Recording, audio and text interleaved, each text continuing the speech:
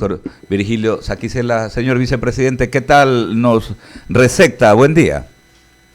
Correcto, buen día. Un gusto saludarle a sus enteras órdenes. Muchísimas gracias, saludos muy afectuosos desde Guayaquil. Y antes de meternos en el tema eminentemente parlamentario, que tiene pocos minutos, está por entrar a una reunión y tiene la deferencia de atendernos, sí me gustaría escuchar más que hacerle una pregunta, yo quisiera tener una reflexión del vicepresidente de nuestro Parlamento en torno a la situación que vive el país, motivada por la violencia en las cárceles.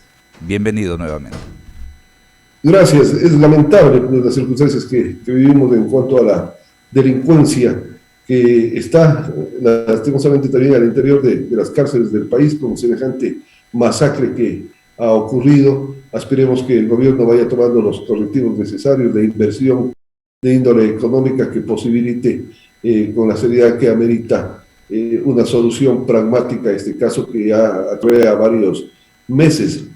En cuanto a los asesinatos que se han dado al interior de las cárceles del país, el tema carcelario no es un problema de última data, sino de siempre. Esperemos de que la rehabilitación social, en base de lo que lamentablemente ha pasado, sea tomada con la seriedad del caso.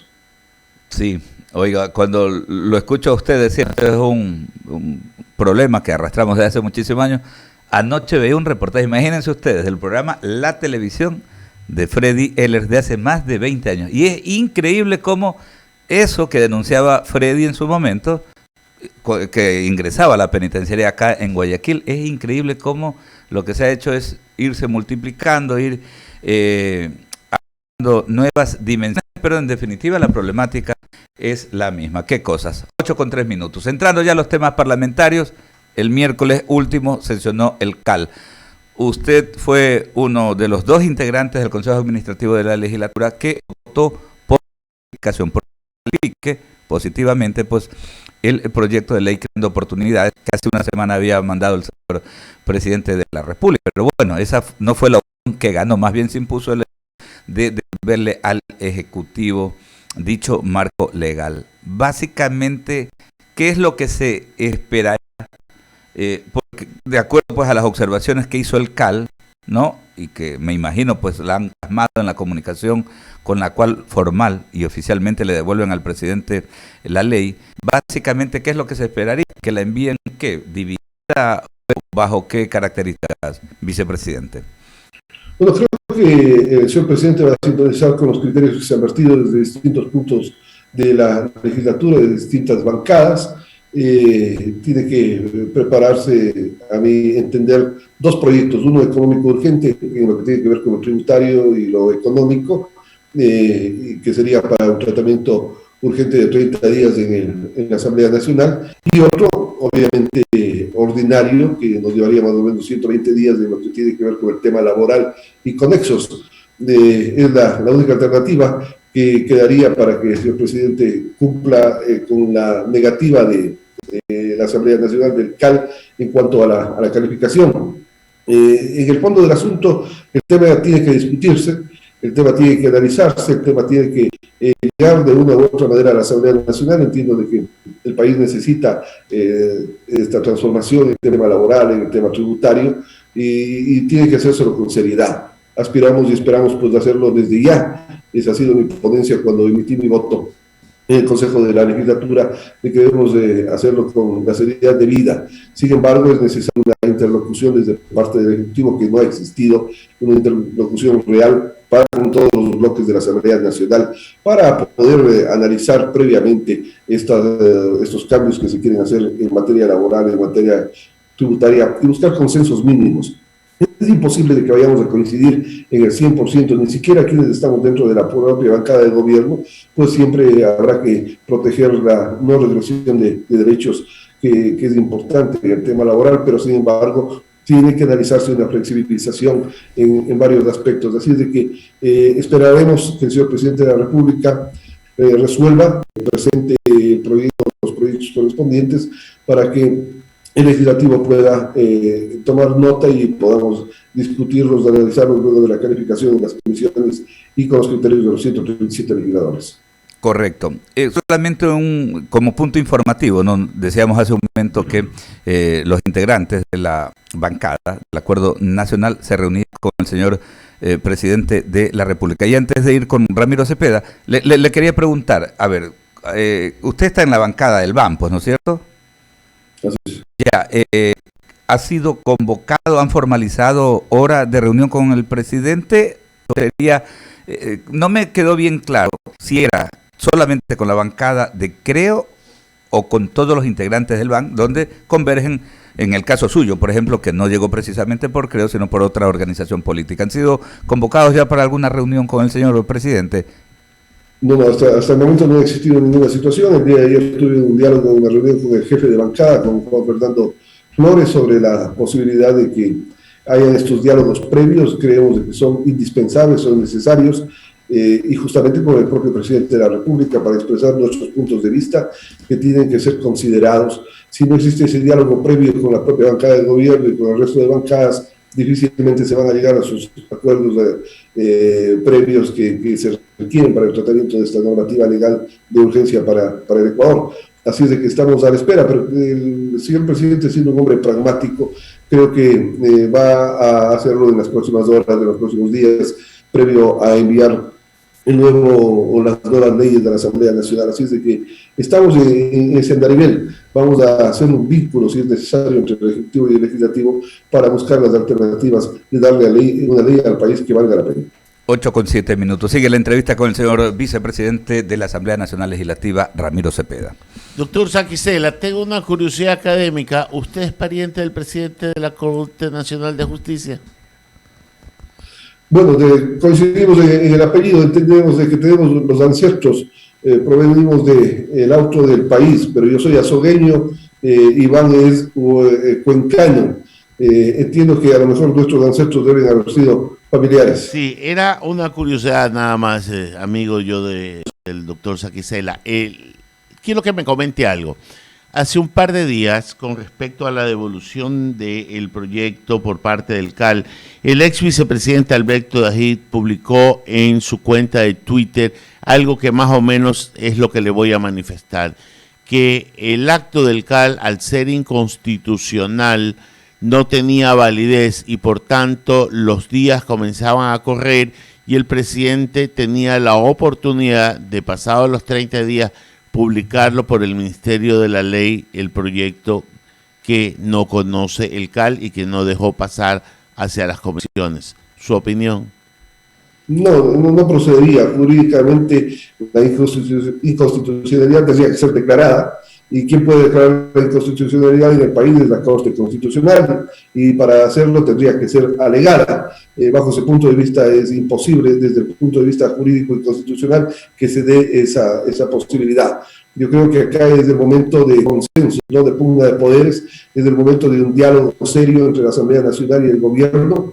Es un diálogo que debe ser público, incluso a través de los medios de comunicación en varias aristas, para posibilitar la construcción de una ley que valga la pena. Doctor, que no esa desinformación. Lo que hizo el CAL no es ni en contra ni a favor de ningún grupo social ni de los trabajadores del Ecuador. Lo que hizo el CAL es decir que se cumplían o no se cumplían con ciertos requisitos. El análisis de la ley será ya en las comisiones y en el Pleno de la Asamblea Nacional, donde podemos esgrimir nuestros criterios, donde podremos dar los insumos. Es necesario e indispensable que los asambleístas también y los sectores sociales pongan criterios, den también alternativas al país a través de leyes que valgan la pena en esta propia ley, que se pueda incluso modificar. La Asamblea tiene la posibilidad de modificar la ponencia del presidente hasta en un 100%. No vamos a coincidir, pero hay que buscar puntos de acuerdo, como por decir el 2% de eliminación del impuesto a las microempresas, que son empresas que tienen hasta $300.000 de capital. Es un punto de acuerdo, creo que de los 137 legisladores y del colegislador del presidente de la República. Entonces, en base de ello hay que ir construyendo. Pero si no iniciamos con un diálogo, si no existen interlocutores que tengan la capacidad de decidir, de acordar, entonces no vamos a progresar. Pero es el momento de aprovechar lo que ha sucedido para que ese diálogo vaya dándose en los próximos días, de manera inmediata, porque ya el tiempo se acorta, el país necesita soluciones. Doctor Saquicela, usted ha tocado el tercer punto que le quería tocar yo. Comunicación. político del gobierno, quién ha sido, si es que hay, porque si hay algo que se evidencia en esta diferencia entre ejecutivo y legislativo, es una falta de coordinación y comunicación. ¿Hay operador político en el gobierno? Bueno, que yo lo conozca realmente no. No ha existido una persona designada ni por el señor presidente de la República ni por la señora ministra que realmente haya tenido reuniones sobre el tratamiento de esta ley. Vea, la ley de educación superior fue entregada, pero tampoco ha sido considerada por algún operador desde la presidencia de la República o desde el gobierno, e igual ha sucedido con la ley de comunicación, obviamente que están siguiendo su trámite en las comisiones respectivas. Y en el caso de la ley de creando oportunidades, tampoco se ha dado esa vinculación que es indispensable, que es necesaria y que creo que va a tomar nota el señor presidente de la República para poder llevarla adelante, ¿no?, en lo que proceda. Y la legislación, incluso quienes formamos parte de la bancada del gobierno, en mi caso, tenemos algunas críticas, algunos reparos que tendremos que hacernos respecto de la ley, porque para eso estamos, para analizar, para socializar y para resolver los temas. Así es de que es necesario que ese operador funcione, de que haya ese diálogo, pueden ser los propios señores ministros de Estado, en el caso de Finanzas, en el caso del ministro de Trabajo, los equipos de trabajo de los ministerios, que tienen que sentarse a explicar cuál es el alcance real, ¿no?, a dónde quiere irse con esa reforma, los fondos tributarios que se van a recaudar, qué se va a hacer con ello. Y tienen que presentarse ya en este mes de octubre que inicia hoy la prórroga presupuestaria del presupuesto del año 2022, que tiene que ser aprobada hasta el 10 de diciembre por la Asamblea Nacional. Entonces, vamos a ver esa prórroga presupuestaria, si de darse esta reforma tributaria, esta reforma laboral, cómo va a incidir en el presupuesto del año venidero, qué compromisos se van a asumir en esa prórroga presupuestaria. Todo ello tiene que ser explicado a la Asamblea Nacional para tener un acuerdo, para saber a dónde queremos ir, para que también los sectores sociales que demandan con justicia recursos, de que si se da esta reforma van a tener la posibilidad de satisfacer algunas necesidades. Están los jubilados del magisterio que recaban $800 millones, los municipios que recaban 1.200 millones, los gobiernos provinciales que quieren 800 o recaban $800 millones, las universidades que recaban más recursos y otros sectores. Entonces, el sector salud, el sector educación mismo. Bajo ese punto de vista, creo que tiene que ser justamente ese diálogo, que se explique, que se indique los alcances de la reforma y los alcances del presupuesto del próximo año, los que nos puedan llevar a consensos dentro de la Asamblea Nacional. Doctor, ustedes fueron consultados, le fueron puesto en sus manos el proyecto de ley antes de que vaya al seno de la Asamblea Nacional, fueron tomados sus pareceres, le dieron una opinión sobre su viabilidad o no, o simplemente ustedes, al igual que los demás asambleístas, se desayunaron del texto el día que lo llevó el presidente. Bueno, en realidad ha sido así. Justamente existe ello y hay que decir la verdad al país. No existe esa socialización previa que es necesaria para poder caminar en temas tan neurálgicos como son los temas tributarios, los temas laborales en el país. No ha existido socialización ni al interior de la bancada, al menos que yo la haya conocido, ni fuera de la bancada. Y eso lo han dicho las fuerzas políticas diversas de la Asamblea Nacional. Así es de que, pero, insisto, es el momento de aprovechar, de mirar a la página de esto, pero aprovechar de ello para que este diálogo sea positivo. Y entendemos que el señor presidente, con su capacidad, va a sintonizar este tema en pro y en beneficio del país.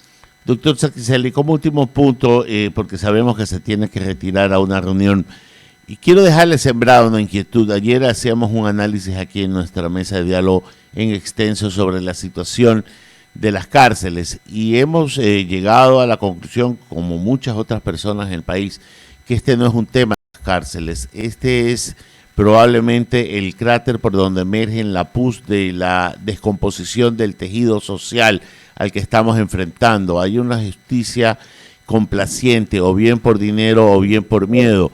Hay una función legislativa que se demora en la solución de los temas del ya.